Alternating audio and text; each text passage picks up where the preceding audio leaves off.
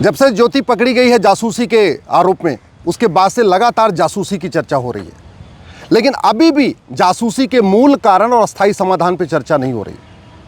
कभी ये कोई पूछ ही नहीं रहा है कि जितनी जासूसी भारत में है इतनी चीन, जापान, सिंगापुर में क्यों नहीं है, जितनी जासूसी भारत में है इतनी अमेरिका में, रूस में क्यों नहीं है, जर्मनी में क्यों नहीं है। तो मैं आपको बताता हूँ, जासूसी का मूल कारण है ये 1923 में बना हुआ घटिया कानून। ये 1923 का जो कानून है जो जासूसों के ऊपर लगाया जाता है, इसमें अधिकतम 3 साल की सज़ा है या जुर्माना। यानी कोई दिग्गज वकील अगर खड़ा हो गया, कोई भूतपूर्व विदेश मंत्री, भूतपूर्व कानून मंत्री, भूतपूर्व गृह मंत्री, भूतपूर्व कानून शिक्षा मंत्री, ऐसे लोग अगर कानून में कोर्ट में जाके खड़े हो गए तो इस कानून के अनुसार 3 साल की सज़ा भी नहीं होगी, बल्कि उसको सिंपल जुर्माना दे के छोड़ दिया जाएगा। ये कानून आज तक चल रहा है, 1923 में अंग्रेज़ों ने बनाया था। इसलिए मैं कहता हूँ, भारत की कोई समस्या लाइलाज नहीं है, भारत की कोई समस्या विश्वव्यापी नहीं है। भारत की सभी समस्याएं खत्म हो सकती हैं, लेकिन हर समस्या के पीछे कोई ना कोई घटिया कानून है, इसीलिए समस्याएं ज्यों की त्यों बनी हुई है। आज़ादी के बाद से अब तक 1000 से ज़्यादा लोग जासूसी के आरोप में पकड़े गए। किसी एक जासूस की नागरिकता ख़त्म नहीं हुई, किसी एक जासूस की 100% प्रॉपर्टी जब्त नहीं हुई, किसी एक जासूस को आजीवन कारावास नहीं हुआ। इसलिए जासूसी करने में कोई किसी को डर नहीं लगता। अगर जासूसी रोकना है तो सबसे पहले हमें शिक्षा व्यवस्था बदलना पड़ेगा। ये जो मैकाले मिशनरी मदरसा शिक्षा सिस्टम चल रहा है, इसको बदलना पड़ेगा। जब तक शिक्षा में संस्कार नहीं होगा और कानून का खौफ नहीं होगा, तब तक जासूसी और गद्दारी नहीं बंद होगी। और अगर शिक्षा में संस्कार लाना है तो राइट टू एजुकेशन को राइट टू इक्वल एजुकेशन बनाना पड़ेगा। ये मैकाले का सिलेबस, ये मिशनरियों का सिलेबस बंद करना पड़ेगा। 1 नेशन 1 सिलेबस लागू करना पड़ेगा। एक देश एक शिक्षा व्यवस्था लागू करना पड़ेगा।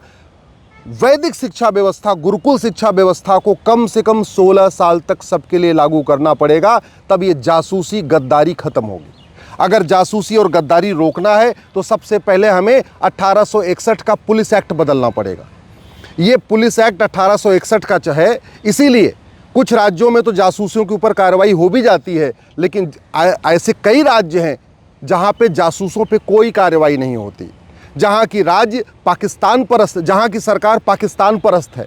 जो पॉलिटिकल पार्टियाँ पाकिस्तान की समर्थक हैं, वहाँ जब उनकी सरकार बन जाती है तो वहाँ जासूसों पर कोई कार्रवाई नहीं होती है। इसलिए जासूसी और गद्दारी रोकना है, 1861 का पुलिस एक्ट बदलना पड़ेगा, 1 नेशन 1 पुलिस कोड लागू करना पड़ेगा, एक पुलिस चार्टर लागू करना पड़ेगा।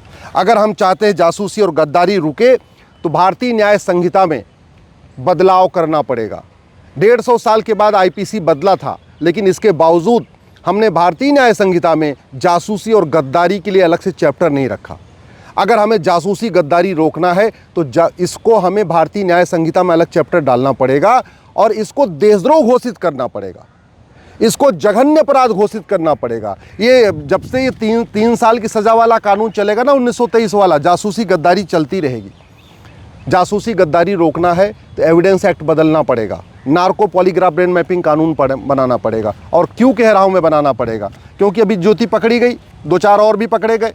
वैसे ज्योति लव जिहाद का शिकार हुई थी, याद रखिए। वैसे उसने गद्दारी नहीं किया, पहले वो लव जिहाद में ट्रैप हो गई, उसके बाद उसने जासूसी शुरू किया। और लव जिहाद में ट्रैप होने का मूल कारण भी है न शिक्षा में संस्कार है, न कानून का खौफ है।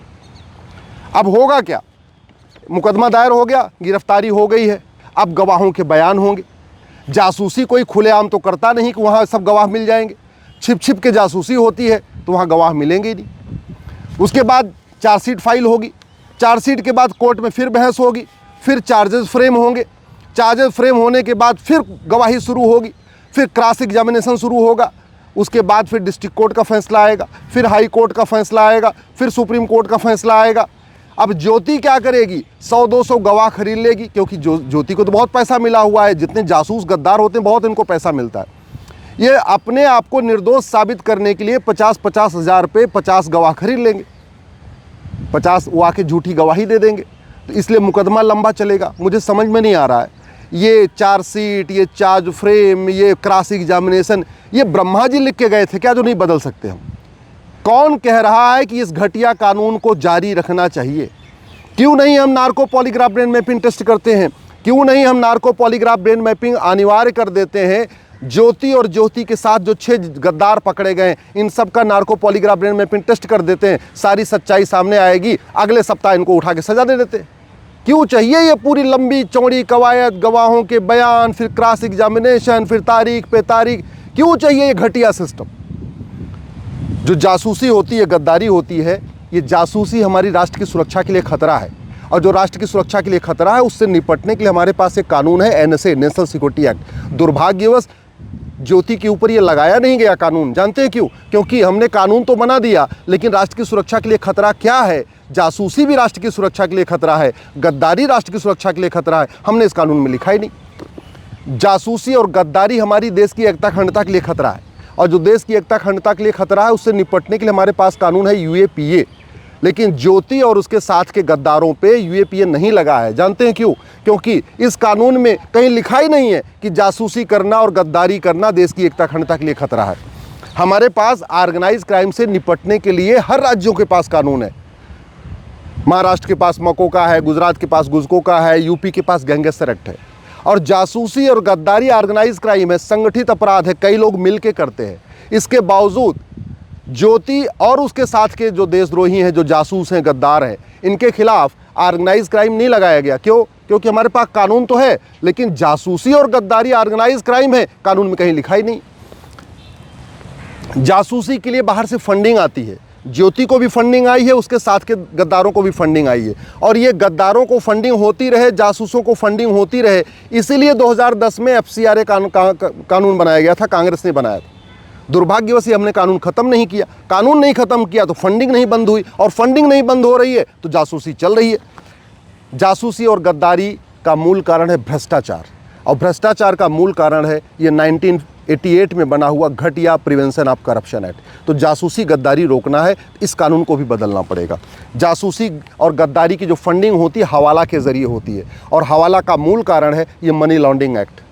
वैसे भी बड़ी नोट की भारत में ज़रूरत नहीं है, 100 रुपये से बड़े नोट की ज़रूरत ही नहीं। अगर 100 रुपये से बड़ा नोट बंद कर दें, 5000 रुपये से महंगे सामान का कैश लेन देन बंद कर दें, तो मनी लॉन्ड्रिंग अपने आप बंद हो जाएगी, हवाला कारोबार अपने आप बंद हो जाएगा। ना हमने 100 रुपये से बड़ी नोट बंद किया, ना हमने प्रॉपर्टी को आधार से लिंक किया, और ना हमने इस घटिया कानून को बदला। इसलिए हवाला से फंडिंग हो रही है, हवाला से फंडिंग हो रही है तो जासूसी और गद्दारी हो रही है। जासूसों की फंडिंग काले धन से होती है, और काले धन का मूल कारण है ये घटिया कानून। जब तक ये कानून नहीं बदलेंगे, काला धन नहीं बंद होगा, और काला धन नहीं बंद होगा तो जासूसी गद्दारी चलती रहेगी।